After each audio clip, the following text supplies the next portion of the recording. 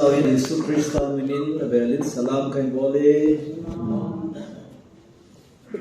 kasi hilo lekhat vela hi kahung din zap ta pang kha het sin te kum ke thin man bi kan pha lo na hi kasi hilo wai kum som ni di sari tan tin TBA char sa kahung su anu nung painting kata sen to kaloi nu to kom khom kal lu hi kum ge na hon hing ta su ka sa mai de kum som le kum nga ta mi tan ti ye sun chilai su ta kham tha je ba hi tu in tham sa ka he lo ka in kan u pa je ta ka sul je ta masam to ka bang je ta pun ningkum kumasa 2021 nasata akadam nuwa ko ni ngwai nan khat kan nei khai te jong da pakai bang jane sudam ta ni jong da hijaban chum kata sai kan khat kan la sami je masanga su kata sai ahoya hoya ta kata kai ta tu hin kan kata sai ma sam tan jong da thì lung xin là ra liên non ở đây ngày sau viên tu dùng pate kem thì lại cái nông lal masai bong sa cái hồ nam min dâu lâu ta bong ngăn hita avun doi be sa avun mai man kalau kumzar kam dâu so kita bonga sabun ta bong cái hun ding ta bong in cái gelin nông lal so umle gì cái chuyện đó ở cái thiên man bi hiki na lai set chỉ là họ nằm ở đây mà u hiki na lai lòng là umin lòng đấy cái đó là cái môn đi moving Poland say bangin van lai zola thu nei da vai po ho to cái môn zo hi ve thì bonga no to cái môn đi nga cái hu ngai pol nanung lang wa cái salad pa to cái môn đi nga cái hu ngai gì chun ni tha na ngai pon athin tha na so ki hong ngai ji chun anan ti ta san na ne ya ke mat li vin tin je le ki paum ten ba ti ho hi la yong na ngai no mo mo hi na ba sai ne ki ko ki du vin ki paum lal par zo hi katun wa hin su lal par zo ai tu người mana ko zin ke pat ku kan se ani lo nai ka tu hi ka lo hi ngai ning zo hi ta salam do la ke ho kong kat ki zo ka tu te ki dai sala mai min lo na la ma dal pa zo la kan mi nahi ka tu masake nahi gospel la sala ka tu masake ni wala dal pa zo ki manang ki lon la sala mayang hi akau boy loy hi jing lam ting la kho da pa te nan bol sa mai thi wa hi ai pi pe on tu pi hi ga sim lo tin nen sung mi te to na bon sa vin kum sunga luta cái thiên man bia thì nghe cái tụ pe se cái thiên man bia là nên sung là bon sa vin cô nga cô nín giam ta vin lút ta vin ti he cái hạt lòng le tu pi đi vai coi vai ta si sun cô sung là lút ta cái ti cô suy chai hồ ra cái se e ho hi ko yong ki sui lo lai ji chon pi ai tu di ham long kham ong den ko ngal lu ta ne ti di ha ko cha lu ta ti di ha ti pi ai lu di ma yu te na ngai tu ta ti ti Old Testament ne hi New Testament lam tu ki tu a ki sa ya i se ju hin din tu zan i tu pi ma sa hi và khi nhìn vào nơi đây thì phải thật là simin asim lại như cái vậy asim lại cho nó sim đâu thì phải san phá san athil siam ho hi ave nei aman zong apa e asim zai si le apa e te so ke dai ngom ko pilanga uba khanin pathina sim la ai ganja yong za wa hin ganja yong hi aphai ti la chu za ba moi pu ti hi ngi apa e ka ti ya so ka ni ho la pon se ke hung za wa hin pasu ke ti la sim ho hin tu nin zong ine ho yong pasu ke don zong pasu ke hin a hin la apana phathi hi genesis mungu ban pha wang hin pathinin thila phai ta si lo se chu ma hin akisi eti akimune ebola kisi ha langkhana se dinga su kisi na dinga asi wai po ai wa kisi na chu su ta ne pathin luhan na longin nasata in wanuli si na chun khatve chu tui sang le in pathin aluhan na hi wanuli si anadon budine tua wang bible na si dung je pathin luhan na hi tui da lo ding me ya an don bud kit ding ai akidan dan su me ya su mong ding hi pentecost ni chun pathin me ma na hung kila in mi sang fiza chung chun bagau thi thilbol theina hung chu ne jong chu me ya kila hi tu ai ho khang hi me khang hi me na to me ni su mong di wa hi Old Testament na pathinin gim nei ta ami su mong hi tui sang lin khada hi ani na Sodom khupi ki su mong dang su gim nei wa na me le ka allen lung zon le tha Sodom khupi a han wang je nai lung da no ta hi pathini ngai un hau ta pathina hi alunga na teng na phal min tin koi mam pu ne chi mil thu la lung chin sungai na tam zon serious ta na ki ya pu ne ne khat chi YouTube ka hongen Sodom Gomora video se ka be ne kalunga tong khale jeng en tu san jeng Sodom khupi Eden hon ta manga ki sei khupi je tu jeng hampa niam khatong ke lo we ne the ki mo chi ga ma ke lo ki ta lo we cho la lei si ku ipina to mom ti la sulfur sa ba wa sulfur e ho pa wa mei lo win atomi ne am dan so mei khat khat na ga le ha ai le to ayong abon se ke kana lai ding amuna si khat sun sung khat so la me ya ha lai la ka zat ji ga hi mei lo wai agan dan so na hi se pathin lu han na khu tu ni chan gi ya bible ki sei go se ai lo ba tu chana dong hi I masaki ado thi lo wai hi che joi pathin lu hangin thei ba phung kha dong sa ko ai thei phung kha ga lo jin sei yu ha jin se ma hong ke le ba so bon sa na bo ji ti sa anu me su pe de ba e ho yang pathin lu han nei su ba su kha di ka ti ra birin ki su lu hang vin ai mi te di thu la le ne birin chui ma sa lo wai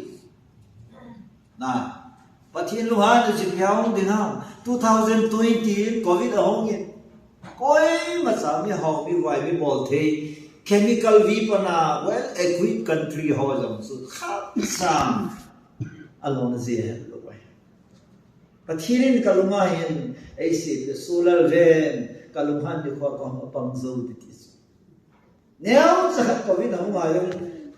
wanuli si continent ana sa jo si Akhado yo si na thulal di isa ni sophisticated weapon ni mo country holong su apang zo adin America so ui cha wo sa sanga ginde zo thie hi ne so pe hi chi thi biang de covid ngai tu he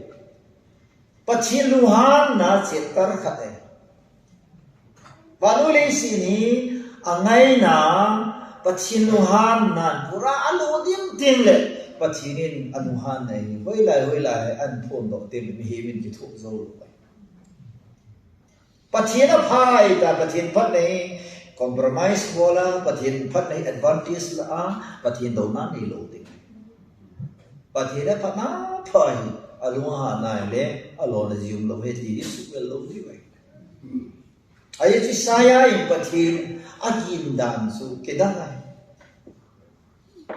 Pakai pati na mua hi Isaiah ni pesiam leibu kahi kam thing lo kahi abu la chen kahi. Peter and Jesus had said also, pakai ke mi song si kahi ke aku nin chi bang ina ti je. Patin holiness, patin tin dan samunai le, ama asa na ki patlamin, pakai ke aku nin pon ina ti je kai. Ai le koi pot lamang, so mga ki patlam ta Peter su patinin mi man len sa min asin ta ne. Tuani ni gam sung wan kat ti zai, patin gi nei nei ta po, patin ni hol ta po. Pathini ngai cha tapowin pathini du tapowin pathina dan sa nei nei tapon tha kha ba gil khe na nei tapowin nei ichi hi na nai wa nga min du en du na nei lo teng la adat na serious tai symptom ai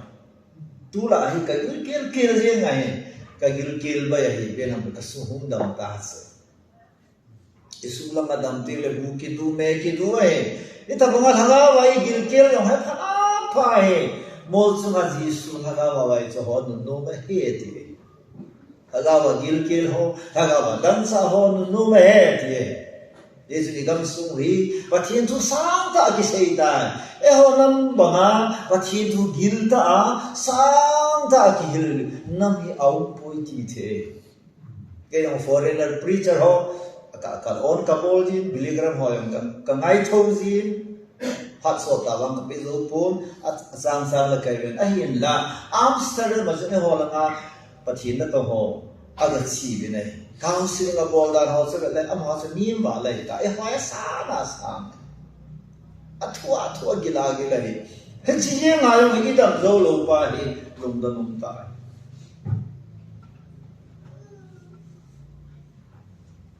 phone nai to zo sin oi pu ge ho pu ngi nei bol sa di ve cái mi bol cha dun se na wa le le ta ni mi kon kan ne ge ni phomo ka sam ka git lo to le ji ngen ko ta bol cha na ni wa le bola ke ni ko AK47 soi ho ko win ka ke ko mi bol cha di ngai ke mi hol ka hi mi bol cha di kai ko tu su nga yo ki cha hi be ne ke bol cha lo di lo pakai ni chon sia lai ki kombina ke wa le bo ni bol sa ka wa le kai pu ni ai nai ki patti lai sun pati tu se dong ni ki patti lai la hun ke extreme tin ki wa le tat tu le hi i se no ho yong wa ase ho yong ki wa le hi ani nya ki wa le na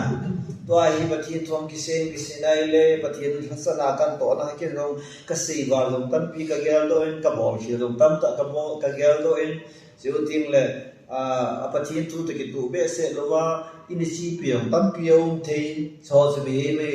I khan dung ju thila ban ba la ki het be pathin he ki ti ha dan danu ma hi to ai ho he hi anoi la nursery class la ngai na lai pol han pathin he hi vandan adana he lowa spiritual realm ma ti so van mun san ge ni su pathin to direct ga ta sa da la ba pathin ki ho thei na jan ge pha wa ho zum lo wa hon pathin pa che ba pathin ta ba ngai mu asam bi nai ge lu suma nga pa kai su mo sa sa ki na tu jan ka mang su pa kai su ka mu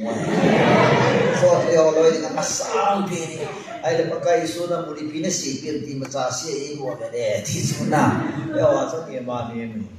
mi su na ta asa da la li wa pol te ho su aragao transmigration ti so ha ga ben ata sa chom khana da a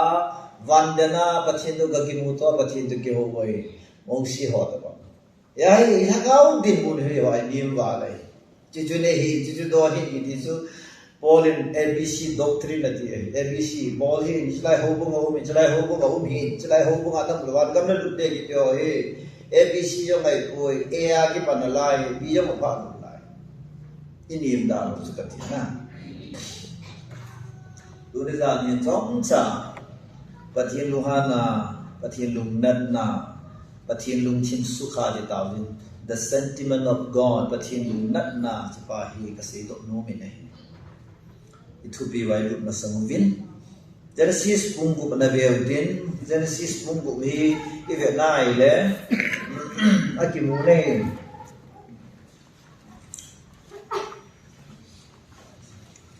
na pangdong din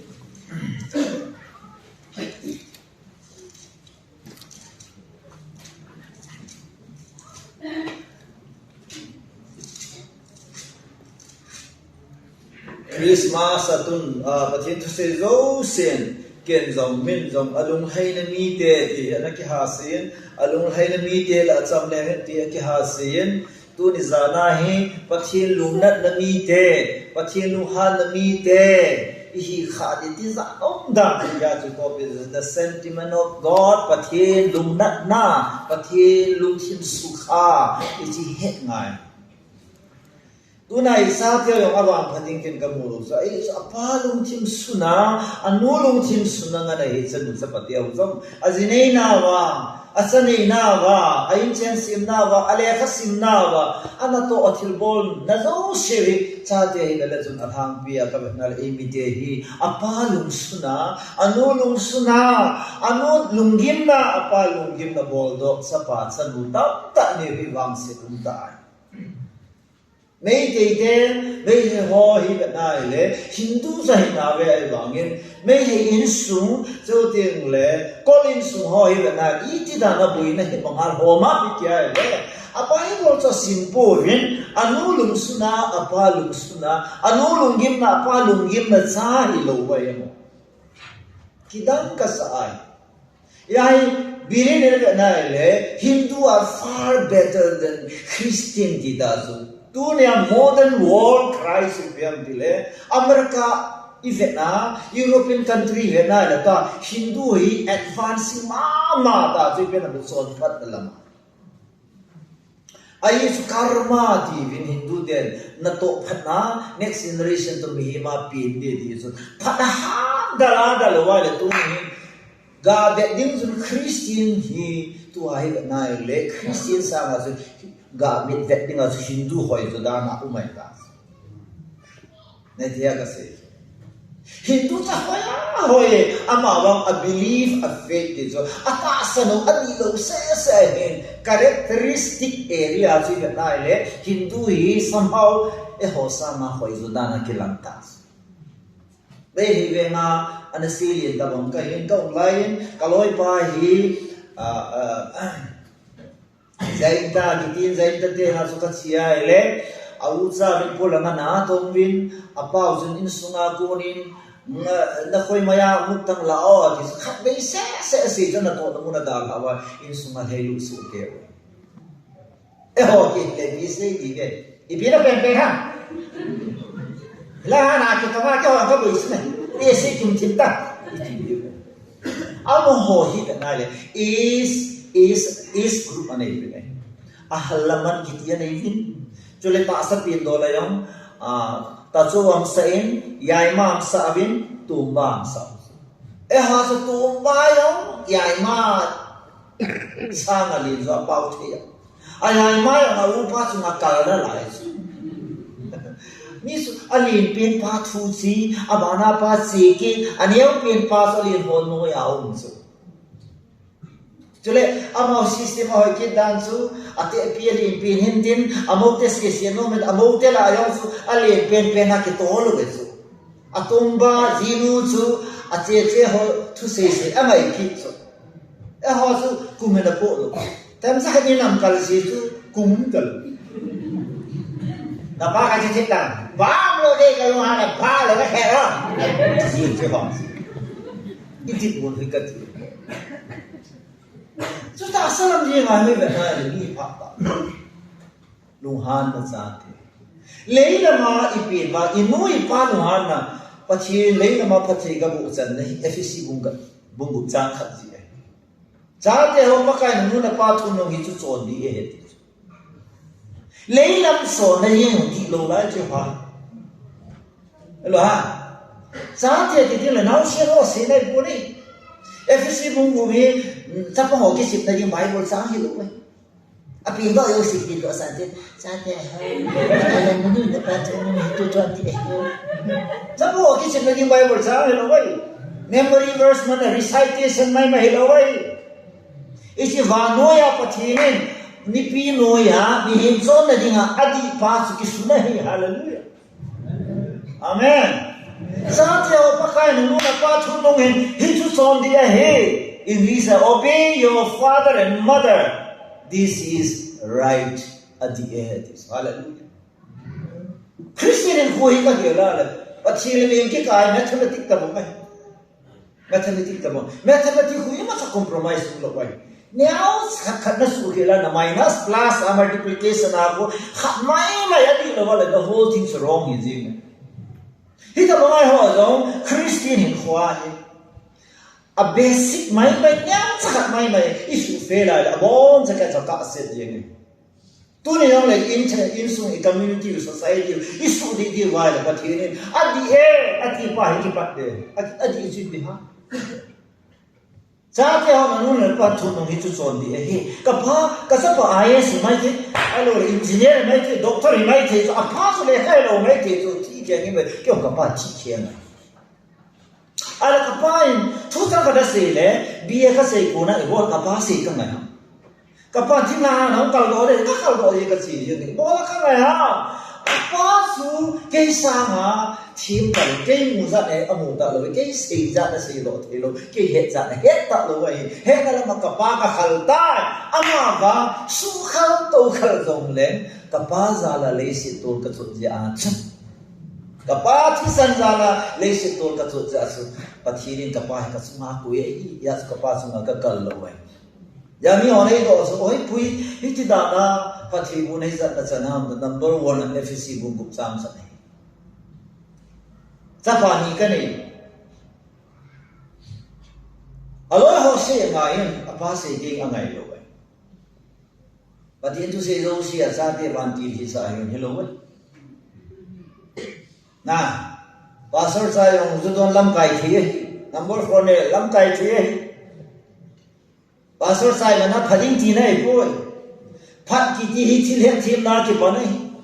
ipya ke panam apapa he na ki panai apapa su ko hem pathi na he hallelujah men pathi na he la phamo ngai lo wai igamo wa pathi he iba iphat mo hi pathi ni he lo wai we su pite ho pathi he ke lo wai that's the Bible who is right midi ki ti su ma ni se la ka ke be lo wai Amaga Jesus Christ ka personal hai ho su pathin adi hi ya si he dinga phapin su pathi nei a pathin su he to wa ita ta sa le na a phaum do thi jam ai chu phazo se pathina ki pana he na ki pat na di su pathi re dika se no hallelujah something to say well to begin your life well to start hoy ani ki pada nei khoi ke ka se to start from God start with God pathina ki pan la pathina ki pan khomen to him khoi hallelujah nai adi ta Bible lu ya ji sia ne no God no life pathina dia him khomen pathina lo him kho ki te lo kwai tu na yu sai ne ho to secondary hi iso do se hom do na ji pie nam te me pathina da la te sita ne phamota ni ti ne tu na phat no mo lai le pathina pan ngai ne kwa Solomon mi jing ba ne ho la jing pe ne Bible la jing pe na ki sunai Solomon sa na jing lo tu Yesu ye Solomon khalum ta lo wai American scientist so tu lai le khat ti mi jing ho ye mi jing khat sa ka he lo so Bible kham na the lo chu mi jing ai poi de la kai jing man bi au poi ti ne wa kam na the lo chu mi jing ai poi de le so ka jai jing poi ti ne so le MLA or minister of ta zu dona zu khama meng phir pula khat le sa nam thing khalo avut pe ho the lo api pa the lo ke ba cha la chi choi go ve dai ya sa pathin le si na si ma hai ibham ibha title so good thi ya pha da le so de a pha si ne jing le ki pha tu nai hoi na phai nei ta lo so Mary Bible last I mean eyes of ho Mizoram pastor kan si mai tu lai kan ka ngai lo bil la so kalhan nge pakai ke ka ngai lo bil ni nang ka nei hi ka ki pa is Yesu Till the halls of 세상인 ぞnangka nehi kakipa ezisu tizona hallelujah so sola la phai pastor sola la phai sola la ase phai ato phai so tu le ase ngai no momme ama ho ve no momme na ti vare ke ngo hi ve ka nei tu su ji swa he a phai nei teng le ki phai hi su de ho Jacob buka jang so besegin all good comes from above. Sumla lahung ke panahi aphazo si etis hallelujah. Tuna nei khosien na hoi sumla ngap ko na hu hoi boy noi la na hu hoi. Amen. E oi ti bai phate ba sumla nga hu ho ki koi pi lo ba noi la nga hu ho ki koi pi. Ba? Gansal kamu dapi voca jadi ane apa nali cenggan kadai langsung lembih kalau buat ati ni sih ni jong tu Christmas ni Good Friday ni tiang lagi akengan kana molan cila holangan ko tiang lelungdan mana asli ham jong sama ding haki cai na ditas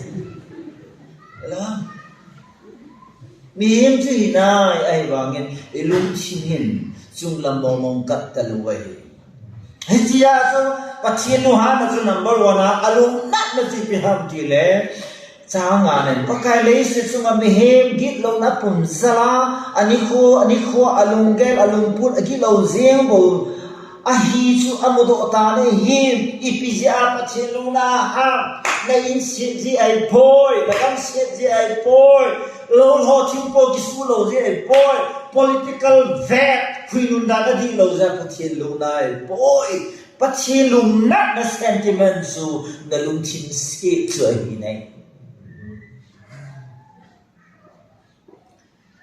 ei mi lu pi ho lung tim sin da ni ti lo ho yong lung dong ai tim sin da i ji to ke ngai ta i chi yong le mi ti be So lalang aku lang hotak hat kita dom la pai kati aku matam tok te sibat buta romantic het na lai ai lagang hata aji pikir le ipie gala tu ni pizun kam hata na sikit de ta na ichi na yong le boy ichi kam ha yong le boy ke ni chi su boy le ko na lung chin sit cha boy ina ha Pathin lungan na so alung chimu se so milung chim se ki je kan aphala ma lung chim koi da wa aphala lam je ngai lung chim ni koi pa so pathin ding a se so na chim ke ki sa se ding le koi da aman ngai lo ki mo na i se ti ti ba pathin ni man dam ka ti hallelujah tu nei dong ta pa khai ni bola na ma ham ti le pathin ne ka lung chim a se lo ya ai man so Toka se, berse, lari se ko naman. Lari se di makula mantela ka kila akan. Sumpi ngai lo so. Kok sok pala nga ki pai mo ko. Asi. Bengkong se, toka se, underwear se. Dali ba? To second hand ki so we. Somehow na. Second hand ai ba nga thasa nga quality hoi so mai so. Kaya tu lai bo so masanga so second hand na ta ki ban to awa le tu yong hi second hand me de lu pha na sang kho yong second hand ka de ta ya so tha ki ban ngai so le pathin no lo I am doing new thing there in came on tin tha ka bo le this pathin na tha be so lu de lo hin khulu yong de lo pathin na de hin kho tha de Tôi ở biển thảo và hình khối lúa là dùng nào lại rồi thì mình đi biển thảo cho ta sản ta nhìn cái này cái bọn cái này nên là có những cái đó biển thảo là biển thảo luôn ta sản đồ này hay là cái biển thảo đấy so là cái biển thảo thôi so bốn đề ăn cài hết rồi là hay giá trị đó cái mua về đi tăng Ibinam dile hin khutaya tha ating lawa alui lama hin khuluya i na la ya samin egin moy Pati ka thang wai ka pin tha pa na koi machan e king mo khalo ai chu alui chu pati na de poi da alui chu ka pin tha ne ka da ha ta sin khului chu ka da ha hin ko tha ka evangelist na ka to je lo chu ka to masanga yang ka pin na gami ten sula ta ta san chu sulan ve bi na ki khial ta ki hallelujah Chilamo pasu agami dana mo wasu achilamo lai kosu atha sumbe ya chilano do pikada zuniyo sin ipiti dam akikhel na musu hallelujah let's sing banjo great change since I was born great change since I was born great change since I was born there's a great change since I was born Things I used to do, I do them no more. Hallelujah. Kana bol ngai ho so ka bol thei ta poi, ka ngai ho ka ve ta poi, kana si na mo na ka si kit ta poi, ipi nam le lam lu ye he. Atha he lawai pathile. Ya so pathil sentiment number 1 to them dile. Every heart inclined to wickedness. Apalo lam tema alu chimu apita ve, akita ve. Ami no ave no mo he pathin lung han dangan ade nom ta ti na e. Tu ne ave tang sit nahi if na le tila su gam ha he. Tu na he vanori si technology asan de sit nahi tila su gam ta amen to he. Satanin nan koi nai pe mobile abona koi ti tas. Internet hi pine na mo de wicked net. Sinful net is hello sit na dem set na lung chim aphat lawa na lung chim chu asela mana koi no mai le koi na thei chance le ta chu mobile hi one of them chola khahi tu na isa the bible sim ta isa the bible a lulun ta isa the pathin hovin kai na lulun ta pathin chu mo ana khanga lut thei ta lo ti piam ti le preoccupied pathin thule la na ding mon chu vanole se thilin lo ta take over all that hi chu te ngoi na zayo na thun zo ta lo ken zong nam zong na za na thun zo ta lo ka yes vanole se alu thim lamang ta di nam ka se a kon kat sumin lata kon kat uksa dan lata kon khatsu ne la sa apura alung thim la ta isa de ji ka thola ne ya hol mas to di mo hol ta ya no sa nom jai la ba kanu ne thi ta so ta boy không thong lu lai chu i ta chu sang yang lu la ki la lai chu ông thong ge yo le complain la lai chu i chu I concept was to live to eat. Ada di nga kihinta so. Hello. Matthew 24:30 le no akhang lai mi te ta bang hi de ti so. Pakai ni ko hung nai teng le abe di kon le di sun sai na pi so no akhang lai so do khang lai mi te so hung ke nu le na hi ti so. Ami hung ke nu le lo ven di sa khang lai mi te so na so hung ke le ki ti nge I so ni la chon anau ti heaven at is hallelujah so bite masanga sa to wa ka ve na le sodom so na gomora so na chautel no khami de so na chu hoi ta a hum ki nu le in ka mo nahi chusan pula hormone lien dola 12 o'clock noon time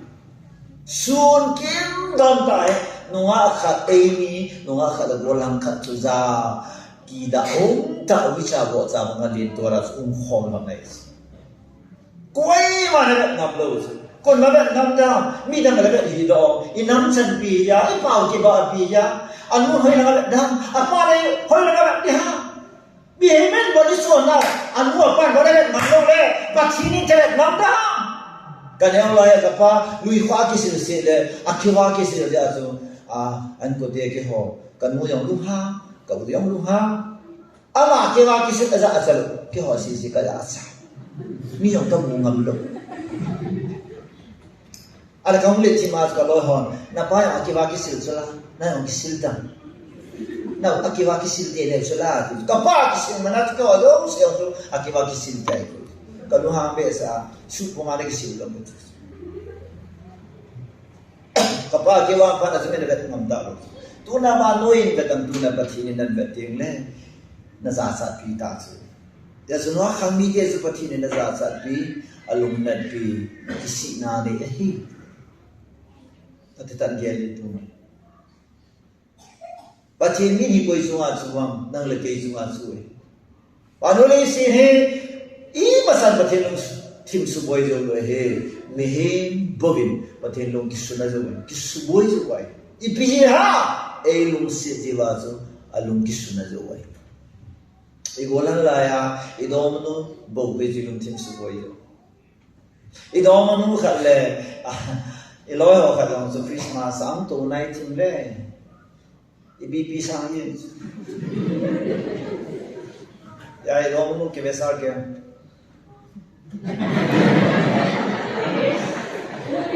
si no ti ti so dai mi na lai mi chu e ke le ka bi do song sa ni do manu khal le mi kha to mai mai lu na chu la tu na pathe ti lu na da tu ne pathin sanga panoli sitil ke boy pita pathin sanga panoli sitil sang lo ke boy da pathin sanga I custom I so na hoi sa lo ke boy da sula evangelist ne lo la sim na pathin number 1 hi masam sia ti chu igam sungwa tu na nasata ki samai chu oi dan ger ta tu so bi ya lung chim si na hi na sa ka sa Isa ti lung ti mga paham da lo. Napan na lung sila ida na boda. Kaya bang zi ka ne bang zo kasate niya susit yung sila niya. Ana sat te dan sila evangelist ho ana sat te dan so napan nang ina lung sila lo za zi ne. Ama ni ata asan ki tu la lung da lung ta. Bu zo ke bu ne aba ka tu ji lo. Yan hoi ka food supply, civil supply ka bo. Na. La. Ai ba nga कोई थु अलाम दिले कोई ला हम खना नुंगा ते हम कह पोय ai lo la pu te la हम कह पोय ai lo le पोय हम का loi la pa ka si su na sa ta azir su chi chi chu wickedness I ba sei ke la ba I nu sei ke la ba le se na na hin nu na hin pa na sin pa ju la skul na kai sa pa ju la ne la sa na pe pa ju la mu thia na pathi ni ju la那不天生的拉了呀，都呢，后来我出人什么儿子呀，人从人属谁的去了？我让你后来人属出了谁呀？后来了后人属出了谁啥了？那说那几那他嘿，人属你那他。一他都领导人了，木生里领导人了，就把天的出来了。哎呀，就低了喂，低了喂，跟个老牛干嘛个事就，怪嘛，上头谁那过多hin。Listen to me, my darling. Kasi ngay, as you can nagangayod na hi, because I love you. Hit me. Ningayin. Keno heto nang sibo ka ngay, walo yan lumaya tamay na. Lumaya mo hi katsa tu kalalo nang tuwang kalade. Ay ito nang nailong siya. Nuna pa nang daahin nang siwang kalade. Cái phát sinh đây là cái này bị thu cái này, đúng không? Mà sao còn cái này cái thu bị sai cái này bị thu là đúng, nó mới đâm thu sẽ là nó bị dùng lén ta, nó dùng dùng lén ta, nó linh dùng, nó làm cho cái sản dùng lén ta, đúng không? Nhưng ai luôn nó sẽ là, in trên xin nhưng mà không có là đi, cha là nó in bị nó sẽ là đi chứ.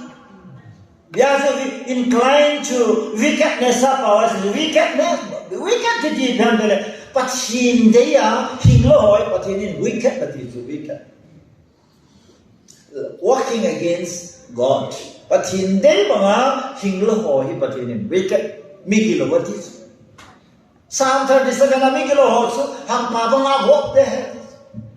This is not Dari on here, Lord, get low to it. It's only a long thing of Pamoa. Mi pha mo hi den jang da ni na phat mo hi nang di nga den chen ma sa pe anh nó chen pi je ho abana nei hing nei nei sa nei ham ding mi ke lo is very harmful as a danger da more than the poisonous he so các cái ba đàn thì covid lai trong tu ai trong cảnh sát cảnh là họ còn oi pu na lai na hong che thì cái họ đi lu mo ông he thì cho bắt thiên thằng bạn apa kai su ki sam lo ai ba cái sen pi họ lu mo nai ni su là cái bạn phá rồi thì là nó sự vô hình không in này không các cái rằng các tu các gì ấy thì nó buồn chìm cho cái dân là nó ngay đâu lại anh ta tam lang này thì là lang này cái họ ôi ta cái bộ số buồn nôm ta cái bộ thì nó cái số dùng thì nó không mấy gì đâu thì nó thằng nào phải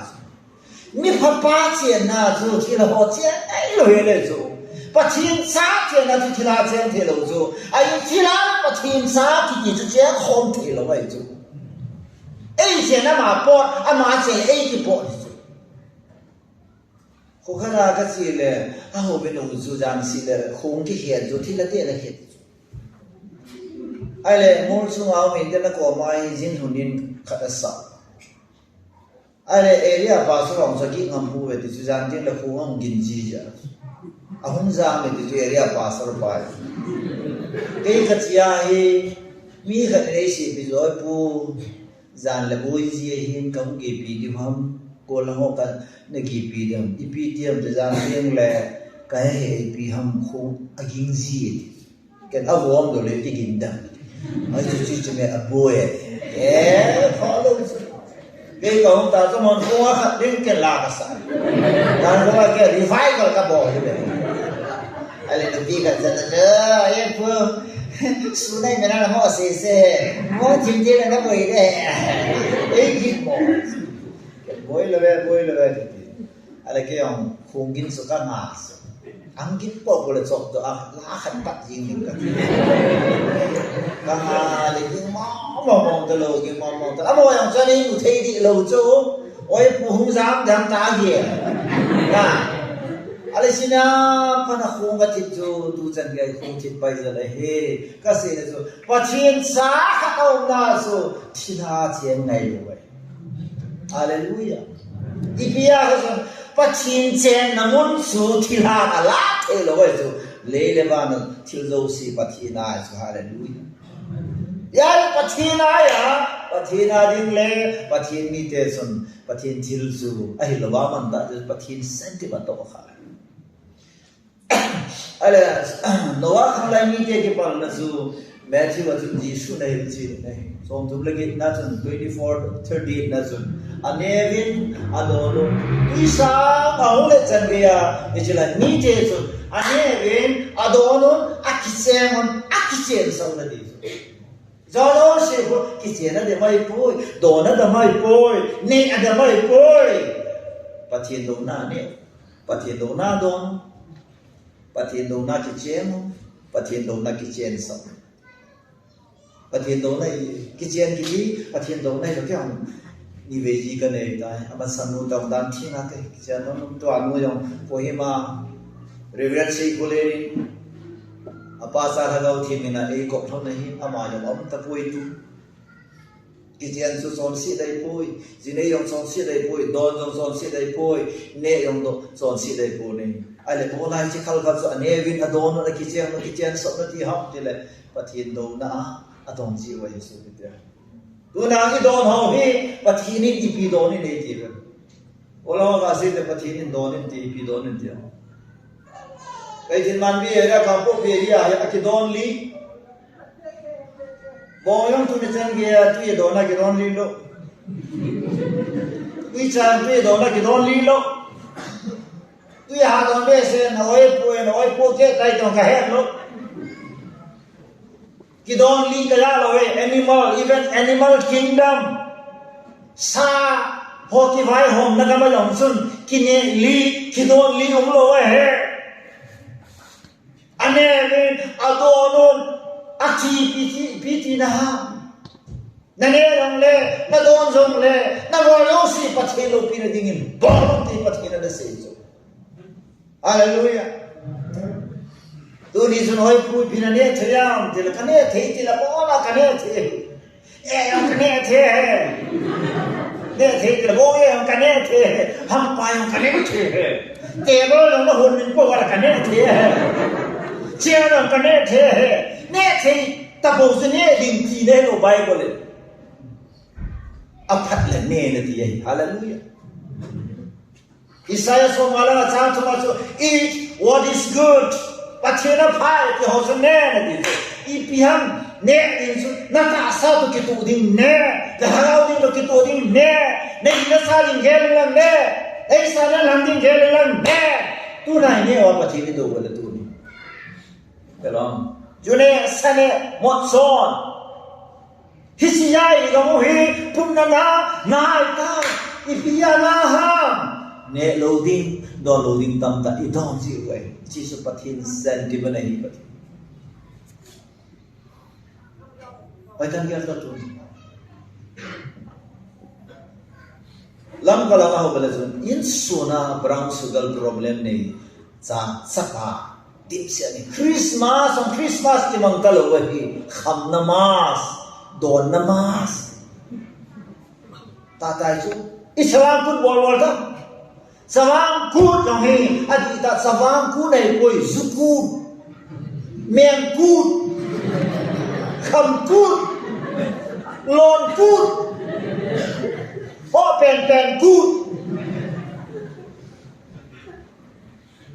Ino ma ho mà ta, thằng kite na sama, hỏi kite này lu ta. Tunai patina ni vale, isem now, hema saudin, isem now, musim masalah hen, inde lo diwe. Patin lama, ihoi ni dingai, kidei mo masak ngai. Zukam kata kidei mo ay lapate day ganau pa ka, zu all the mo lo tu sana su, sijai chidi mo ngan koi panin. Alunga hayin tu wang takide mo hayin takide mo ta ji chun aphache chen achi dinga koi pau su damai ta ni pathin thangwan ke dong si ja counseling ka gabori paitan ka kaw bi na hin ko hi na khuna na soya kichip na nei ja na su si nei boy hello ding hi in khoi pathin ko dai koi ting le asim pa ma hi in khoi man sa da na ma thi ma hi ama pi ka ti su nga ni sa la phe nga su I ma sa lo hi ai la sa pang neu khanin Yesu kuna a pe lo pha ne Yesu ni sa nga sa bu ba na le le hi in kho yong chu chu ne e ho na lo ne ji ke lo hi a sien pa kuna a chu a sien pa za na chu hin khoi in man ting le I ma sa lo me hin pan na be chu pan na len ta ki su a he Kanya wa pa na katay dra na hanong ba kan sumite na pinjong pan na be ti pan na be apil ni ani ding apil ni kapan e ho na so na ani ding apil ni khat be chang dam na kitsin do pai pan na be kata san lo wai patini tai pin sa le patini ni pin sa lo na ari sunum te e kanya wa pa na hi mi hon wang katha wang hasam ai wang koi man ngo le isa lo su ke mi ching kai tho su patha ta ka ki dia lai mi de sei zo si he a sei du ze he ka mo ngai lo so kan ko de zo se patsum lo mi hoi mo no mi pham ki mu ne ti ji lo na nei zo lo de pura ji ro ko sa bang na ji ka nei la ke in nei pi hoi na yo ma pha lo in far pi ni da la sa poi wa het kit na la mi yo sin so la ji ding na pa ma ya ti kit na ta yong ji ka dei ki le sing sun nga khat kam mu kit mi hon oi pu na ki lo mol han wala ma sa pang be se na tho ya pui ken ka ji da ka ki pui hallelujah ai song su mi hon ke ti na pa ma ya sa pa ma sa le pathin pa ni pi su na hallelujah Nena, tu na pha na chan no ma, ahoy na chan no ma, pathin lu hai na hi no ma le tu ni hen, thì pathin sentiment hi heo te su te ho pathin lu na nei. ai cho lung chin xiên na bao chu pathin na sa hi tu ni nei na xiên na pu na de chu na ni lo na tho xiên na ai lo le na ngari xiên na kar xiên na nei ne ko xiên na pu na de chu pathin so ta pu na lo he chu nei ta na mai ka na ka wa na pathin na pu na so na gomra chu khopi min thang khopi hai ta pathin me na ka na hala pu na lo le pathin sentiment lo pathin sentiment chu kan a chon na chu pathin lo ka su that wa Karyawa pa na tunay dyan ka katilmu ka ni anu la pa kakasa ajing anu la pa lunat na napoldo sa nung sa baka sa bang palumay na ilang nungawan ki nga ito nabang panuma pasar sular ka bang zina na inumay na nanunong tuta boy nanuka asahin nanulhilo na hinkomang napaka na ringin napalay net na lunat na boldo ito titin juju quite possible Amen. Kasi palin ban ni katsu hoblim su thobal la kasi he pai pi thiam ke bang kan hi be ka ke no lam zo si ko de ke kha cha cha ne ke kon hom ding pa na ngen ni bang ana su na si ti ba kot kham na ke hom ti aba na wa aba banan kha na lai de Bible says ju la seek ye first the kingdom of God namasate na magam la sol pan hol basa hallelujah pakai hol basa alung holin amen mi misit ta ye watu nai ngai sa mi thil da ngai poi pathi nei pa te ho nu te ho tu ne arjan ni igam sui idam nadi wai ngai sa pin thil da ngai poi jisu ngai sa rei isim pa wi ngai sa rei ui ngai sa ni hallelujah covid ho nge ye le ka family ka boi lo pi Nubi kan phone in bol ay pune ki kap da am vaccine da ka ki kap he gati na na ki kap lo le ki kap hi ita sanda ay bu sine le da ka be gati ale ka ki kap lo da wai pune si pin ne ki kap no le ki kap ne ki kap da lai ay so ki kap da han chile ke ki mo ke di ne hoi phat lo da ju ju一起我咪看我起的的的个，啊，去偷就是咪看呐，我起的的的个，那去搞的我也不的，那去搞那去搞楼顶就，给给我看那不会，啊那个手表那个呢，因为那去搞地大嘛的，那去搞弄那去搞没啦，那去搞弄那去搞没的。là xong rồi ada ka thu yang si ha da usu for hong si pan na bi oi ko dar ka hi a se wala 60 nai to ti ni ti ke lo ta na wa ni ti na ge lo ti ke ho hin ka ve ho na si si ke no ka ta san ta ti mi se na ta san le mi se hi pathin se lo we pathin adhar card ni ke ka bi ta diam bai wala au me au lo le wala nam sa Lupi kan ini, so kaya kati sana kan ngai hei oi pu, midala lai tau, midala lai tau ko himo. Kalau hang na midala lo na to bala ada. Linke ka ko so semena, ami aja usa si kon ba to la ala ada. Kaya ba to kila anam na kam sa lo heli. Midvang so ko. Amen. Beda itu zaho. Ibu lain boy ha, mi dah sepa ibu ipiya ki boy sudah. Sepa yang boy, angal pa, sepa yang boy sudah. Ya kan kasi itu min boy nanti itu. Oh ibu pasal ni sila pernah. Ni dong ke not God patin kai boy. Tahu nama ni Bible sini. Patin hera na pede la lau tiengen. Kai lau kai boy. Kau min kai.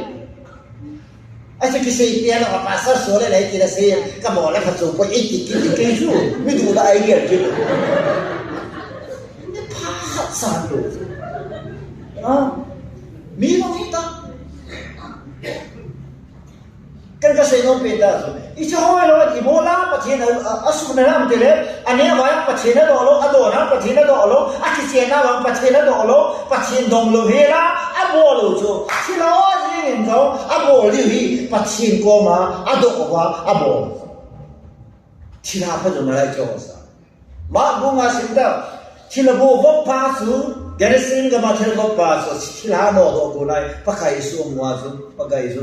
bo doi se pa ku ni khát đến sẽ gọi gì cái dân mà biết họ sao phải rồi thế họ tôi chú hai cũng biết chỉ dân cái đó này cái bầy lâm đã cái mỏ hay thì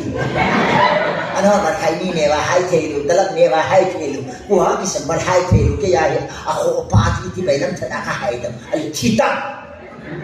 hiểu không này thế nó rất cái trái cái này gì không chắc phải nó đấy那你其实就你啊，提定了给人爱了，那提了给在，多那提定了给人，那多那提了给在，那提啊了，把提动了，那你那多把提胖那你了，那我就说，不能啊，我哈，你买多比的是把提呢，那嘿，这个就कोई मसा把提那边थे，डॉक्टर की पैर थी, मजोसी की पैर थी, नू इपा की पैर थे, कोई मसा把提那边，把提你路把那把提那边थे लोग दे，把提जाम सन पा ना पैर थे लोग दे。Pathin ben pan apel thelo de pathin se le pan apel thelo no one can avoid God pathin way masan the way about thelo he is coming on the way dalam dia pakai judona ga pakai mo thok thok paga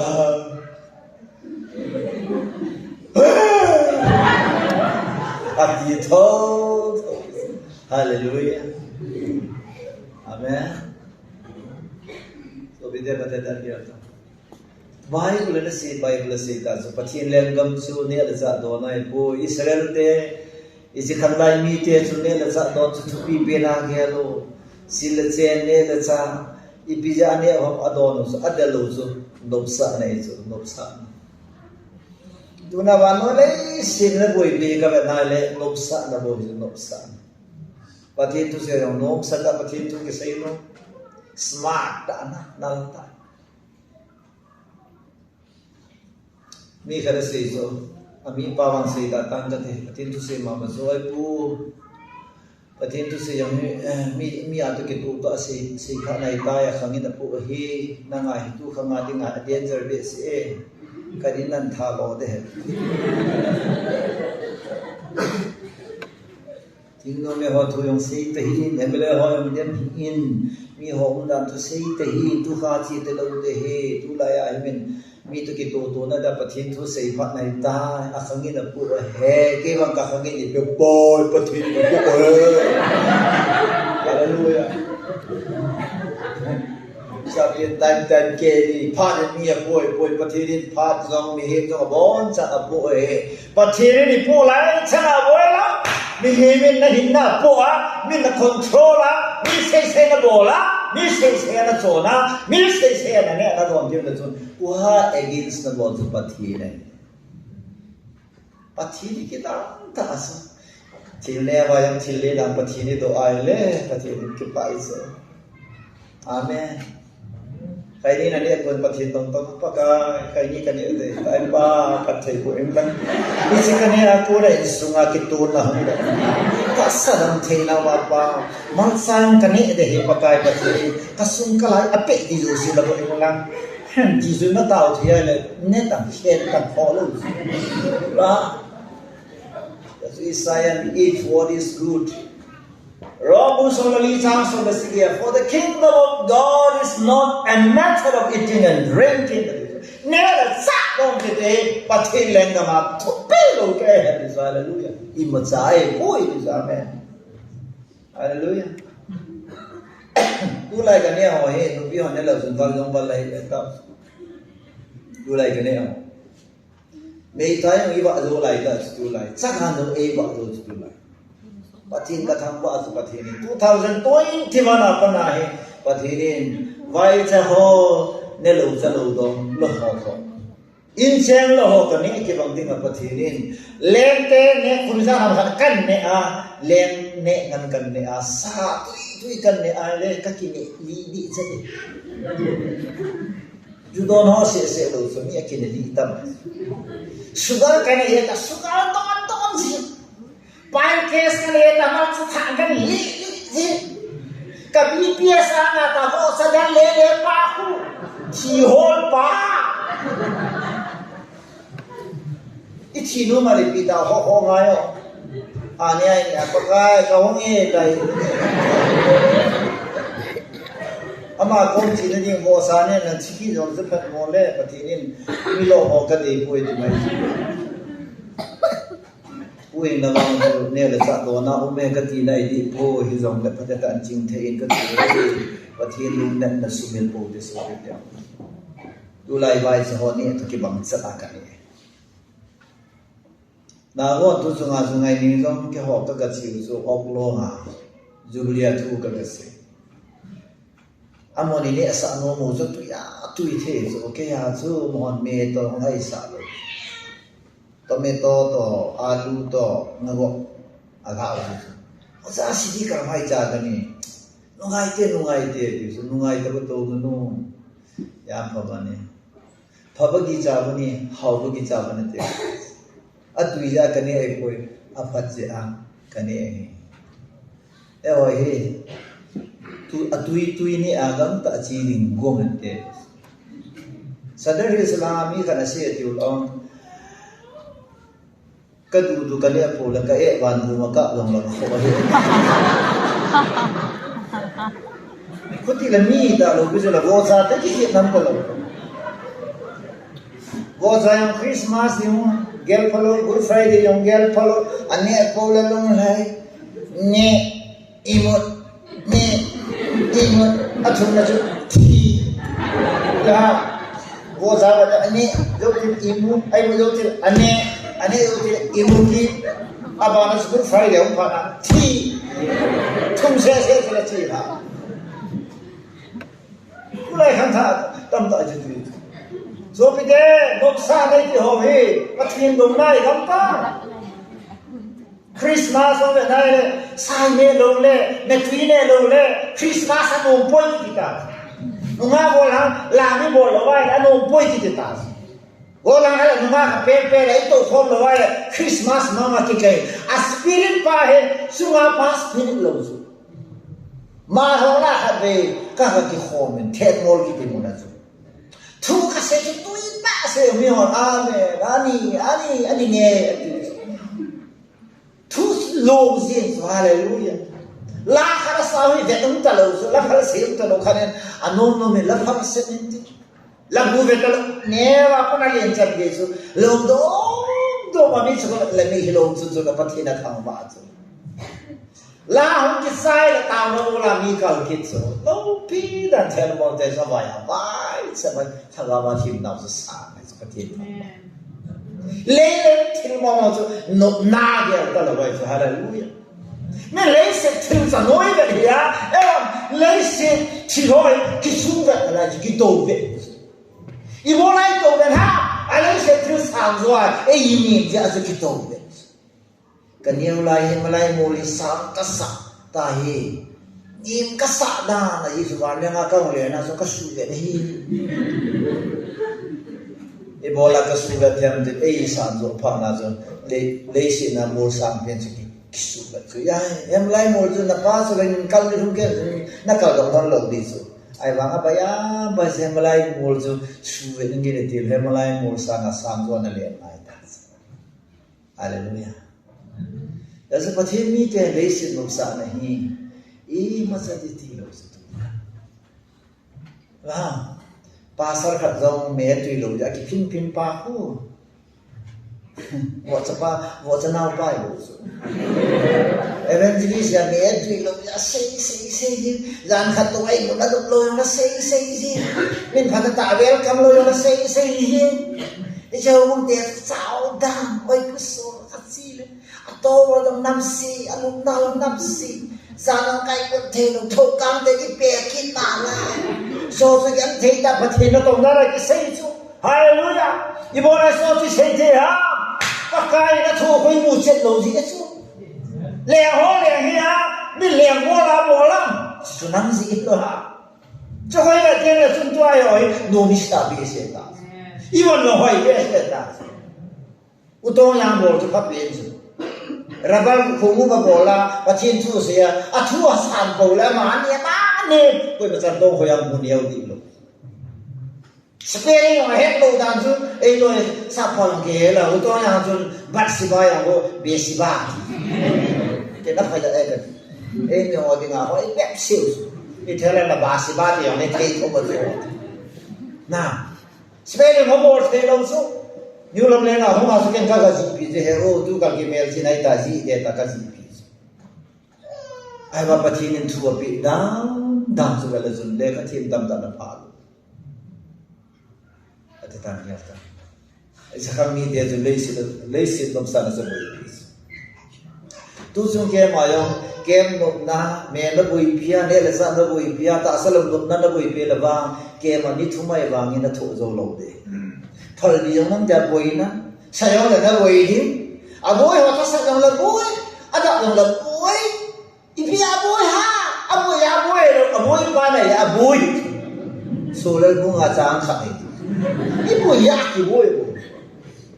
ba tin ka sam wa cái village neo sa pathin in pui do pathin ka tham pai ka kusung wa ga ri in non ke zalo wa leng ki tiam ke mo khalo khat ve na helicopter army helicopter ka kusung wang le na nu pi do sin ka jam bu ne lo thung lei do su nu pi khat ni yaw di ba ti na al nu pi khat mu sun ka kusung wa nu pi khat mu sun mi ya lo di le ya ale lupi kan nuzun do ke zuan le ni bia ki si ma mata lupi ka zun le ka ti mo do mo ta ta zu ke ndo so la ba le ba ki sam chi a ki si ti o so ta chi le o ma chi le de zo mo da ka miracle ba hi chan ya mo hi chan ya ngo hi chan ya khu lo khwa so la ka pi ne ai ba ko ba chan ko ni chan ke ti mo ne ko hallelujah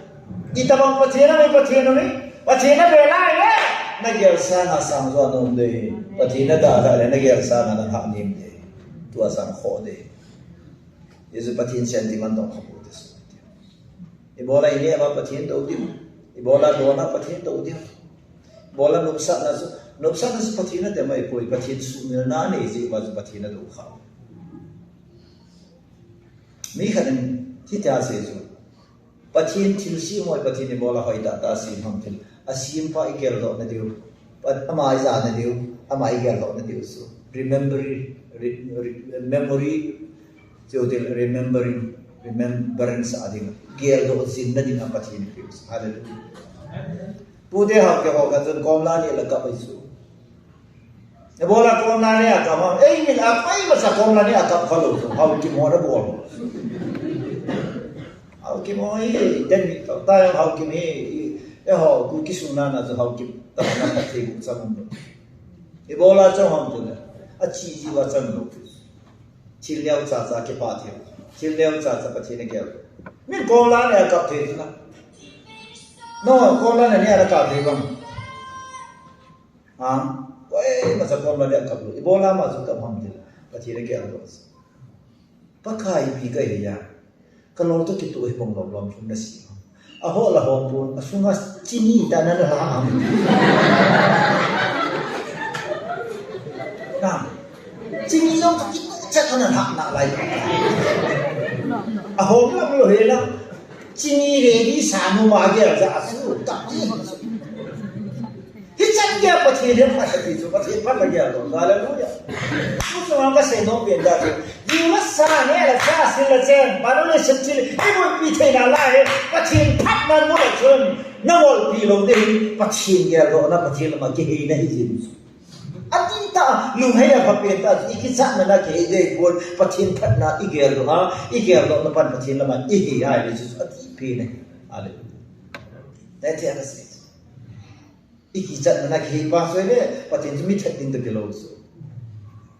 Pathin lamai ke ting le pathin phat dam da ne kidang ka sai pathin phat da I dabang mi chang sing le pathin la ma mi ke ya pathin be ka se pathin koi ma za da lo ano mo lo ngai dang le chong si do ne thiên thằng mà tổ thất phải không ngày đâm chân gì nó mê ra vậy phải ngày đâm chân gì mi gì là phải cả tu dung à tu counseling cái mốt em ba bát thiên ngày đâm dung nante na bol mà sang à tu na gel mà sang không cái gel đó lấy ta không đâu na gel đó lo là con ai vậy amen agel do the lo ya sui ta cho angel do phana situation reason mo so pathini ngai dam zo di na pathin be le betis na be ating le ngai dam na san zo lo so kichi ta pathin sa hian pi de betis hallelujah pathini ngai dam la le kyo phunga mi khat bang zun pathin phat nei kilep na nei ki đi thà này đến à chỉ có thùng này rồi đi cái món Việt Nam vậy ai nó vào không có chịu rồi cái gì nó luôn hay lo vậy Việt Nam cái này ta ít đi cái thùng xe cái này à chỉ thùng ít ta là sao Salomon thì đi ba cái đi chắc cái này đi Salomon thì đi ba David in ra này David làm phải là chỉ có năng này cái bùi đồ này thì khi nào lại a Bible to reference support. Na het nan pathina do de. Na chi nan pathina do de. Na haw nan pathina do. Pathini koi ma cha ama do dinga asim kha cham lo bai. Hallelujah. Pathina ba. Pathine si ma da kai poi so bite ho. Evangelist gun the pastor gun se na tong din gun se ai si mai poi very simple. Ama to loi form dinga ke vop chin dinga pathine si. Hallelujah. Amen.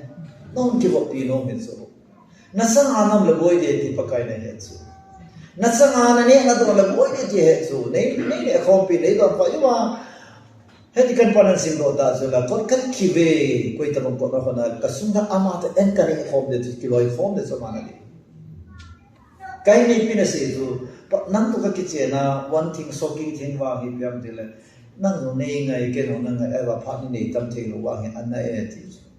ai se evangelist ki as min e ko so lekin ka se na ma ko ai le ko ma chan e ko ka hi bele na de ham ka ti jom ka de he ti ako ti ai le ke lo da mini de ja so atam za ki khan kan jin de ti ji to yum khom na so khom mai ta so Monday le hum le Tuesday Wednesday le Thursday ni le no ni kai mang jan ki lai ta ki hai ye ma ji yom ke koi man ta lo hal lai do de la ha hi so ni lum le pun ki bang lum tu sung wa kan ka chia ma ka loi mun ka ngai dan zu ipi na mi ni lumai zu Ecclesiastes muli chang sagi chang ke se pula mi ni lu forma la khat za la khat su lumai ha ti abai ko ne se ya ka se bu zo le za mo thu hi sa ni alumai ida mi to clip la ahum va lai ya ba lumai da ti ya ti so ki vo khom chi khom hin khom sa pathin ade pin tha ke ti van na lo sa man de hi pin thain ki vo hite ti cái mà làm không thấy hình na này để nhìn cái mà này kia là em cái mà này comment cái nó nằm tập phòng này cái phòng tu hít thế hít khom hít thế nó sao mà nó hình để thấy gì số pathin này thấy không cho xin la liền pin pathin này là hình pathin này nas pin này hallelujah isi khát cái này là gì nó sẽ mi khát cũng không gì là em chỉ để cái thật đôi đó cái gì hỏi là cái gì là gì chỉ có hiện tại như là gì vậy ấy gì là gì mà gì à cái này thế rồi anh này rồi khát với ta sẽ không ăn mà như thế chứ mình mới nó thọ rồi đó bắt thế nó thọ rồi Israel là gì thì à cái gì mình đang nằm cái tay thì rất là Hosea mình đang nằm tay cái gì này cái nằm cái tập vui Midang body smelling so nam ta na nam se tai ti so nam se ki ti so midang pa na kya khom be se tai ti nai so noa khang mi dia se pathirin asim ki si e so be dia asim sentiment se be alung thi mo nasata na si ne hallelujah pathin dong na anevin pathin dong na adonam pathin dong na akichen sa to hi war mi no statistic ke na le zon tha no hi pona pung ta su ka ni le hong do apana ka ni le zo apana zon tha no a degree he chi sang ji kal to ji ne frequency ti la zai dia ai ta chi ko mo mai ta chi en ta bang le view chi to bi so iberam de suman phana su no sa zo gam na ta lo zo sum ki di hin no sa ni invite the ball na Golo te ka na person na to wai le la lang se phole kan men to la hot se ai le an ha yo zun ka to pa so athalo ki zala hello ga te la ka lam li na sin na sin hello yes na sai ke to la hello de ni ja sa a ki ka sa na sai ka to pa na to la lu ha ai ka to pa la bo le Jadi betul, memang sa na bayi di habit dan jadi kasih mong tayo na. Solomon in Bangkil kada sayin, he who love pleasure, no sa na di ho suji yung le how low there is. Amen. Hallelujah. Ala lesi tuwa yan te tuwa tam na mga patin hagang lo ho wang ikabit na ile lesi tuwa partner ni beso mo sung kisi do te so. Aba pa hawa sa tiyan ngon ab anu lepa sun lepa income haita ni sa tiyan ngon na ni si wang lepa sun kigaw sabi yung le si tiyan sung so ab ha mong su hilo hilo so kay chinwan bi yung te sung ni tam ta ang ta ni say lang nuk mo na sa adim ka say lo di testo ni tam ta su da so na til tam ta su ay tayo lang so kaya memang family ka tu su ay tayo ulam ng kasi lai apan ng patina do at sa te ya mi wata ken miyem lo man ja nam ken sung na ngai at sa te ta tu khat sa ti pa ti lo abona zuwa ti hallelujah Proverb the says I Proverb bungil som tum lang aso he who find me finds life and receive the favor of the Lord kay mai mo sun hinda mo hin kay ma ay mo palo mi kiti kay ma ay holdo mi sun patien lu hay na zum akim mo ita hallelujah alabam si na le he who hate me love that kay ma ay ho sun chia de he who fears to find me harms himself kay ma ay mo palo mi kiti su mera su mau lo din amala ma kismang tinah So pita lesi na na ini sumang ini tahu se follow piso. Na no mi song gele se do pia tahu se ke su kalai na ma su ka sentiment to kha da boy ai bang ichi sa ke na ka sa na o pe na nam ki sumang pa in long de. Na ko je jong le. Oi ku so la na si hoi ke ti. La. Zo pia thil su ba he lambuya TVCA conference kasi ya ithalo views edition of themselves nagaten bol khelen ta thum na nei ka ti khat na boy na yo se ri pathi ko ma thum lo we Hebron na number 1 ani na innocent blood all blood zobia mi so gil sing that I na pe wa ang do zo na alone na te su kawot revenge nei doi phula nei ni na Kuki dia na thawai koi pathin na do koi. He said, the whole world kuki chante a head lovin the ball kai. Number 2, number 3 katis. Athum na bigas ah. The ball hill athum na mi. Tu ne chan gehin. Na. Tu ne chan gehin. Mihim ngai luluvin gamzo. Na TV na net PVPs. Pagi pipa pasar patlu hang. Usu adu kudu hai gun. Iba yang ni guni wasa. Khush ni guni ita. Mo khoi ni guni ho guni. Nang diam danger we. Ai di nang hip mana tap tu mo. Ata ki chong do am zo ma. Chuma ma ti ya ke ba ma su. Koi ma sana ma su pasar ma ho la ti. No pido si me no me yo tampoco no pido. Está jodido, ¿no? O sea, Nam na hai du bin hoi du ngam tam ngam to. Nam hai du chumpuni ta. Nupi yo se kanu ga zui da sula. Pasal sang me hoi nu ga zui da pai sula. Sakanuman. Ta su sing committee ko mai ke se ma. O se pu solar tu ni ha de la khat mai phat la ke sa de de. Ni la thu sei ding pa ko ma sa ka ta wa oi pu mun bil de ya ni la su ke hi ho wa program ka chan no. Hoa ki hoa program ka kim i thao tu na ga ki thao i thao loi a hi ki se ga ki thao bi so ta de la ka se bi se ba ka se ta ni la he ko to open air ku se na me ho la se le Manipur me ho ga me tin ku kyo la se ku ki le ne tin Nagaland tin Psalm 24 in Nagaland mati poi ku ki le ne mati poi le ba na sunga thil din se ni abon sa pakaya he ani ba dong lo be mo pen win na ga mo hi ya he le bola jule na slogan wa na political slogan wa na go le agam ke hendo de la chi da wa le go na chi ba Lese to ke khana ke ti mehem program lo pathen program hai iza gam chu lo le pa mene na ke ga me ti ding gam pathen ko sa pi lo hallelujah azu le se ki zo se kha za pa mene lo to na na chen na yo ti la mi ana chen na sa to na chen na yo zo fa yu ti le agam ki khel lo di ami ki khel su ma ba hai nga hat ta ami ki khel di Doa ka chen nang gang ngai be khu ti la do ngal ho ga mi ya ta do ka pa ke ka chen ka za ten pa chen lu ga to lo wa pa chen lu lai lo wa le solar in khu ni ho ka te le bi chom chan tho tho di agam ki khel lo di anei ba ki khel di chu la nga pa program thu amen ai tan ge to